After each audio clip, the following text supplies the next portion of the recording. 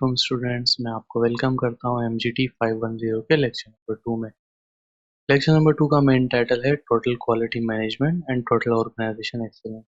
इस लेक्चर के अंदर जो हाईलाइटेड नोट्स मैं यूज़ कर रहा हूं ये आपको फ्री ऑफ कॉस्ट प्रोवाइड कर दिए जाएंगे। आज के लेक्चर में जो टॉपिक हम डिस्कस करने वाले हैं उसमें नंबर 1 पे हम डिस्कस करेंगे traditional management and quality management.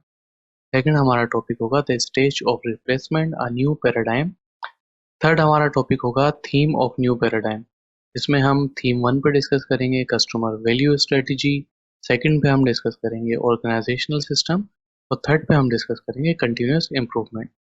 आपसे रिक्वेस्ट है वीडियो को लाइक करें, शेयर करें और चैनल को सब्सक्राइब जरूर कर लें। अगर आपकी कोई सजेशन है या कमेंट है तो कमेंट सेक्शन में हमें ज़रूर बताएं। तो आइए अपने लेक्चर को स्टार्ट करते हैं।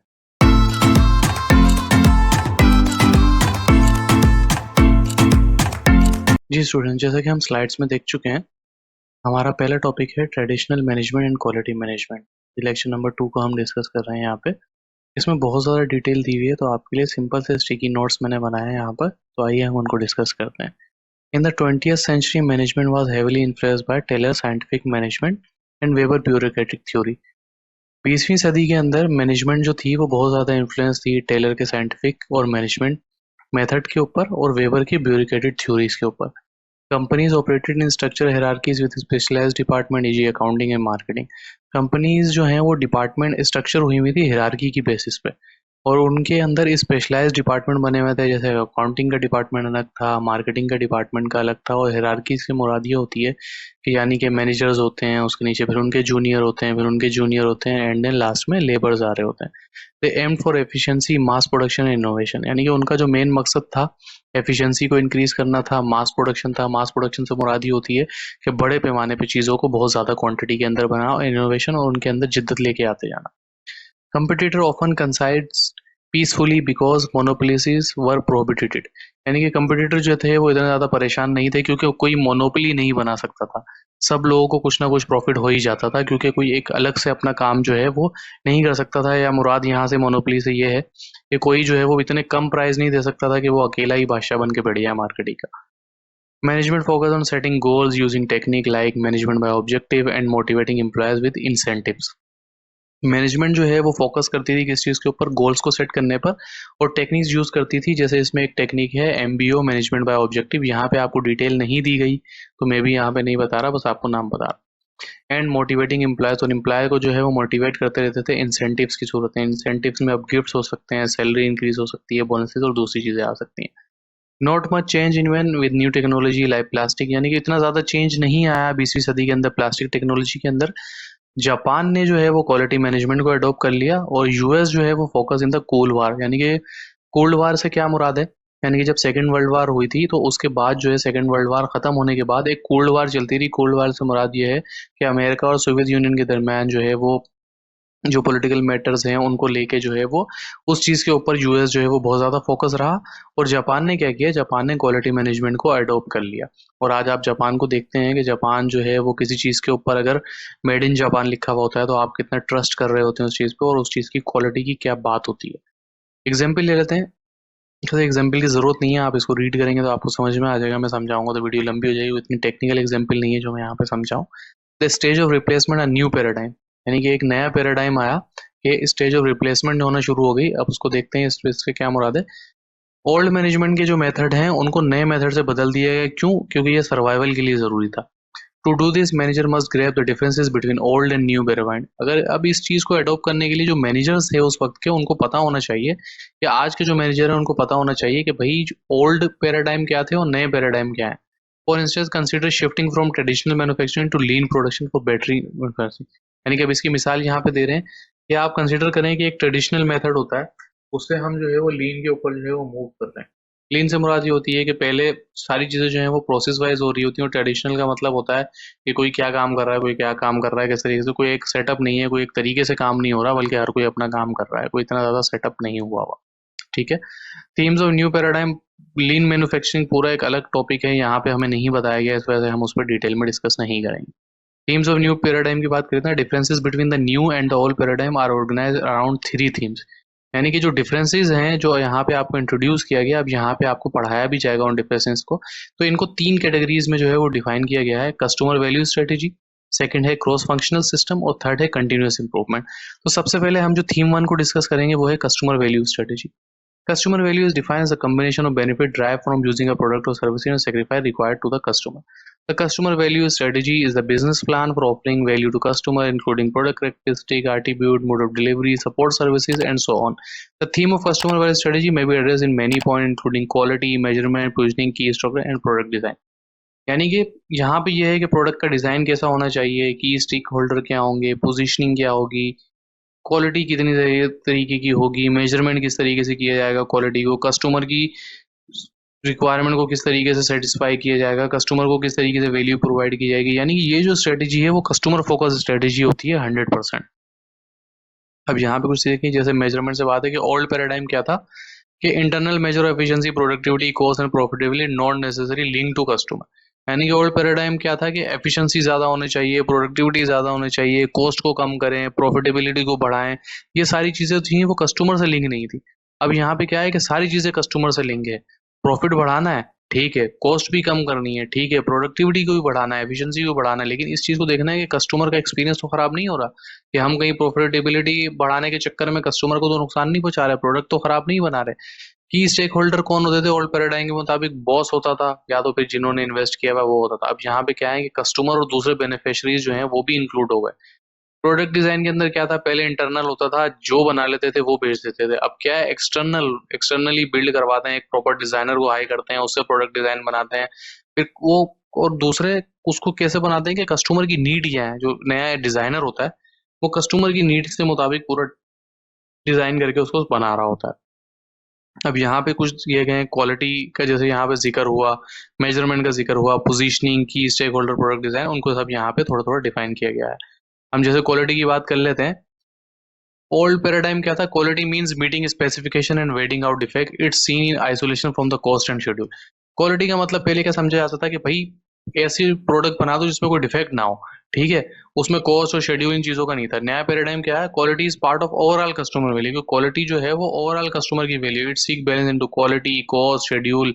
यानी कि इसमें जो है वो क्वालिटी भी इंक्लूड है, कॉस्ट भी इंक्लूड है और शेड्यूल भी इंक्लूड है, कि कॉस्ट भी कम हो, शेड्यूल भी हम टाइम पे पूरा कर सकें और क्वालिटी भी अच्छी हो। एक मिसाल दी गई है, reducing defect not only improve quality but also lower cost and make scheduling more predictable. Quality apply to all aspect of the organisation and should build into process. यानी कि क्वालिटी के वाइज अगर आप ये मिसाल ले भी लें कि क्वालिटी की वजह से जो डिफेक्ट कम होते हैं, अगर डिफेक्ट कम होंगे तो रिवर्किंग की जो कॉस्ट है वो कम हो जाएगी ना। एक प्रोडक्ट को बार बार चेक करना, उसको दोबारा से बनाना, तो वो जो वसाइल ज़ाया हो रहे थे वो बच जाएंगे। तो एक तरीके से आपकी कॉस्ट भी इंक्लूड हो गई, ठीक है, और शेड्यूलिंग भी इंक्लूड हो गई। अगर एक प्रोडक्ट आप खराब बना देंगे तो कस्टमर को जो है वो टाइम पे जा नहीं पाएगा, शेड्यूलिंग ठीक नहीं होगी।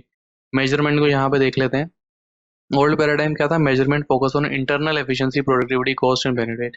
अब के मेजरमेंट से मुराद ये कहता है आप देखें कि इंटरनल एफिशिएंसी क्या है, इंटरनल प्रोडक्टिविटी क्या है, कॉस्ट वगैरह क्या है। अब न्यू पैराडाइम क्या है कि measure connect internal efficiency to customer, यानी कि तमाम चीजें जो प्रोडक्टिविटी, कॉस्ट, ये सारी चीजें जो है वो कस्टमर से कनेक्ट हो गई हैं। पोजीशनिंग को यहाँ पे देख लेते हैं।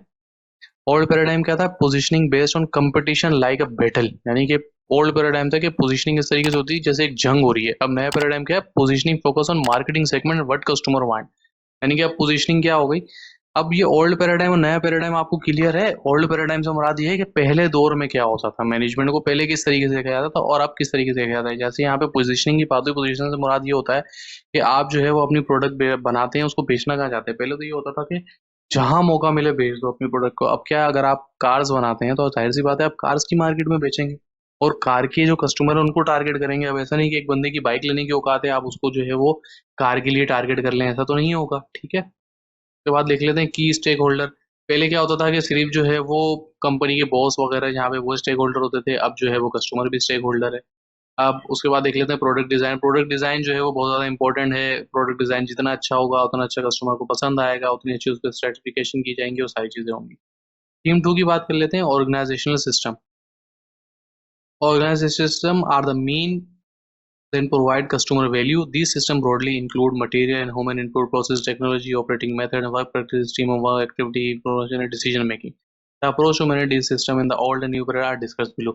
यानी कि ऑपरेशन सिस्टम से ये है कि पहले क्या होता था कि कौन सी टेक्नोलॉजी यूज की जा रही है, मटेरियल किस तरीके यूज की जा रहा है, ह्यूमन इनपुट कैसी, यानी कि लोग पढ़े लिखे हैं या नहीं है, स्किलफुल हैं या नहीं है, ऑपरेटिंग मेथड ठीक है या नहीं है, क्वालिटी के मुताबिक है क्या नहीं है, वर्क प्रैक्टिस स्टैंडर्ड के मुताबिक फॉलो हो रही हैं नहीं हो रही। जैसे हम सुनते हैं ISO 14001 international standard of organisation है, सारी चीजें, तो वो क्या कर रही होती हैं। एक अगर ISO स्टैंडर्ड ऑर्गेनाइजेशन है तो वो टेक्नोलॉजी अच्छी यूज कर रही होगी, मेथड अच्छे यूज कर रही होगी, ह्यूमन इनपुट वहाँ पे अच्छी होगी, एक रूल्स एंड रेगुलेशन बने होंगे, स्टैंडर्ड बने होंगे, उसके मुताबिक जो है वहाँ पे काम हो रहा होगा।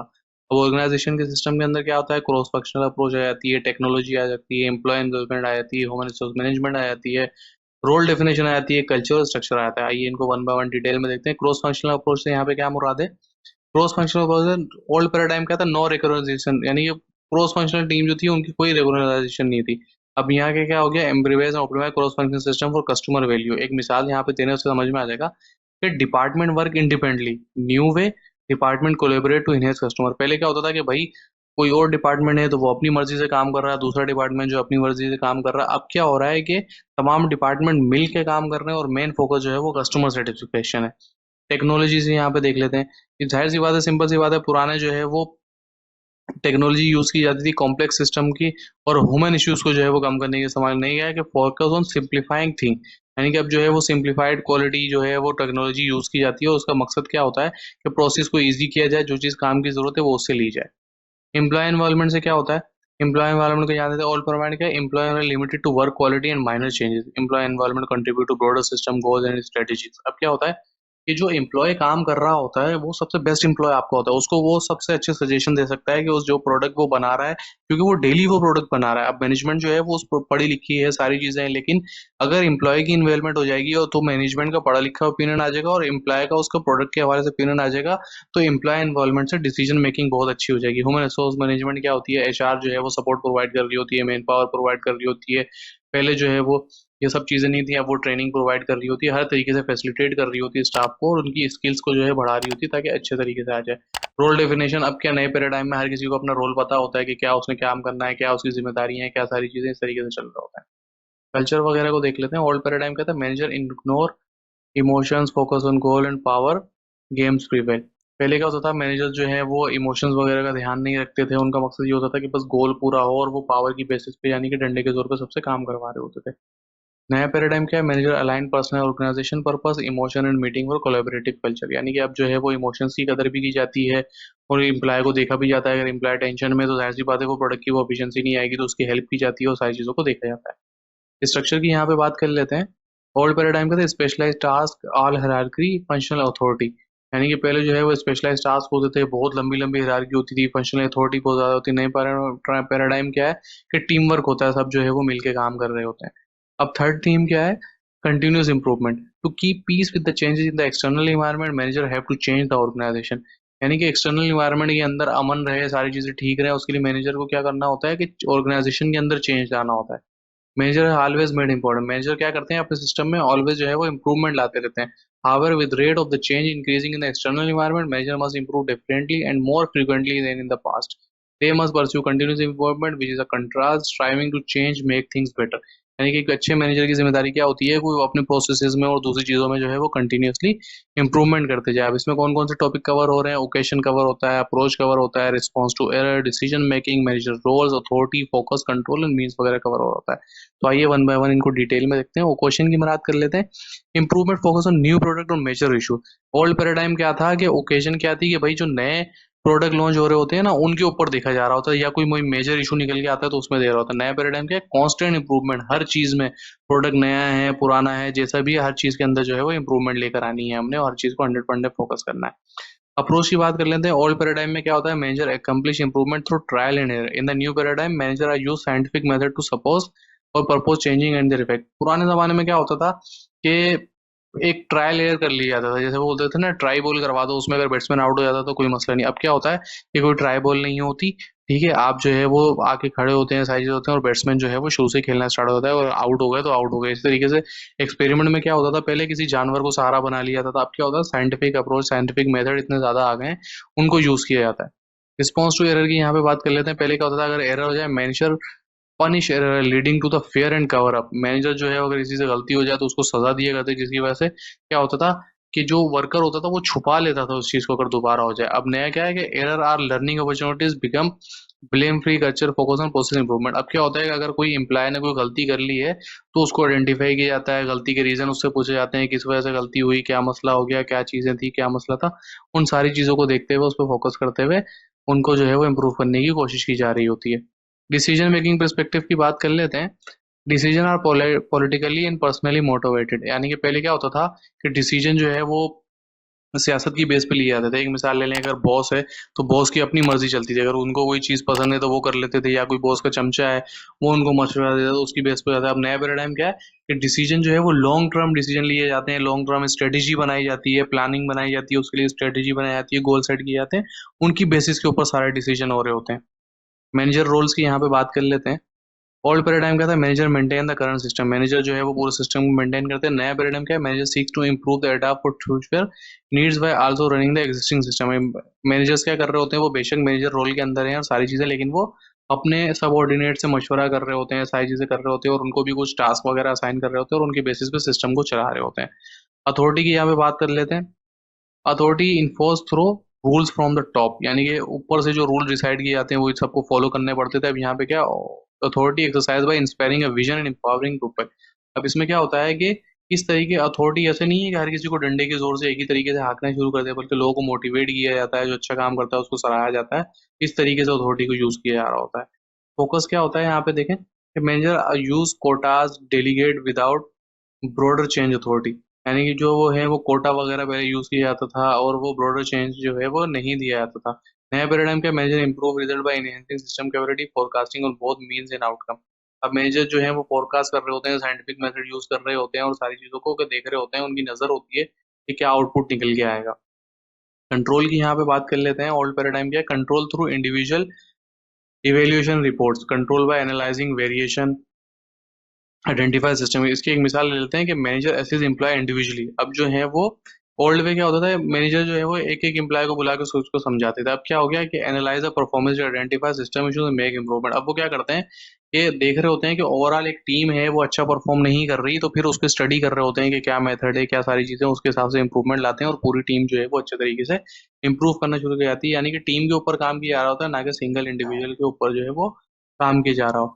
The relationship between quality and competitiveness, at each successive level of competition, the quality of competitor increase. A similar phenomena happen to business in the marketplace. यानी कि हर सक्सेसिव लेवल के ऊपर जो है वो क्वालिटी और कंपटीटर जो है वो इंक्रीज होते जाते हैं। ये सिमिलर फॉर्मूला जो है वो बिजनेस मार्केट प्लेस के अंदर भी एग्जिस्ट करता है। Companies that use to complete only a local regional और national level now find themselves compete against company throughout the world. यानी कि पहले क्या होता था, सिर्फ लोकल लेवल पे कंपटीशन हो रहा होता, अब क्या होता है कि ग्लोबल दुनिया इतनी सिमट गई है कि ग्लोबल लेवल पे कंपटीशन हो रहा है। Some of these company find the competition to be more intense than any have ever counted, यानी कि बहुत कंपनीज जो हैं वो ऐसा समझती हैं कि उनको इतना टफ टाइम मिलता है ग्लोबल होने से, इंपोर्ट एक्सपोर्ट आम होने से, चीजें हम आप बाहर से भी मंगवा सकते हैं। आप देखें, अगर आप कोई चीज आज खरीदना चाहते हैं तो आप जो है वो ग्लोबली दुनिया किसी कोने से भी जो है वो चीज मंगवा सकते हैं। थोड़ा सा टाइम ज्यादा लगता है लेकिन चीज आप तक पहुंच जाती है। तो कितना ज्यादा कंपटीशन जो है वो बढ़ गया है। Only those who are able to produce world-class quality good at this level in the practical term, it is extremely important for the country business to able to compete globally. When they can't, job loss and the quality of life and the people decline correspondingly. अब इसमें क्या होता है, किसी भी मुल्क को जो है वो अगर तरक्की करनी है माशी तौर पे, तो वो क्या करे कि अच्छे प्रोडक्ट बनाए, क्वालिटी वाइज प्रोडक्ट बनाए, price, quality assurance, total quality को अच्छे तरीके से मैनेज करे, तो क्या होगा कि वो ग्लोबली compete कर पाएगा। और अगर वो इसमें कामयाब होगा तो मुल्क की इकोनॉमी अच्छी होगी। अगर वो इसमें कामयाब नहीं होगा तो बाहर की जो ग्लोबल कंपनीज हैं वो आपकी लोकल कंपनीज को जो है वो फ्लोरिश कर देंगी, हटा देंगी, एलिमिनेट कर देंगी। उससे क्या होगा, जॉब मार्केट डाउन होगी, बेरोजगारी बढ़ेगी, और इसी तरीके से मुल्क में जो है वो मईशत तबाही की तरफ चली जाएगी। तो गाइज ये था आज का लेक्चर। आई होप सो आपको समझ में आया होगा। थोड़ा सा डिटेल्ड लेक्चर था, मैंने कोशिश की कि जितनी जल्दी मैं इसको समेट सकूं और आपको समझा सकूं, उसकी पूरी कोशिश की है। वीडियो अगर लंबी होगी तो उसके माजर चाहते हैं। ये जो हाईलाइटेड नोट्स हैं ये अगर आपको चाहिए तो वीडियो के डिस्क्रिप्शन में ईमेल आईडी मौजूद है, व्हाट्सएप ग्रुप का लिंक मौजूद है, फेसबुक पेज का लिंक मौजूद है। जो मेथड आपको सूटेबल लगता है उससे हमसे कांटेक्ट कर लें, और ये नोट्स आपको मैं या मेरी टीम का कोई भी बंदा फ्री ऑफ कॉस्ट प्रोवाइड कर देगा। वीडियो को लाइक करें, शेयर करें और कमेंट जरूर करें। आज की वीडियो में इतना ही, मिलते हैं अगली वीडियो में। जब तक दुआओं में याद रखिएगा। अल्लाह हाफिज।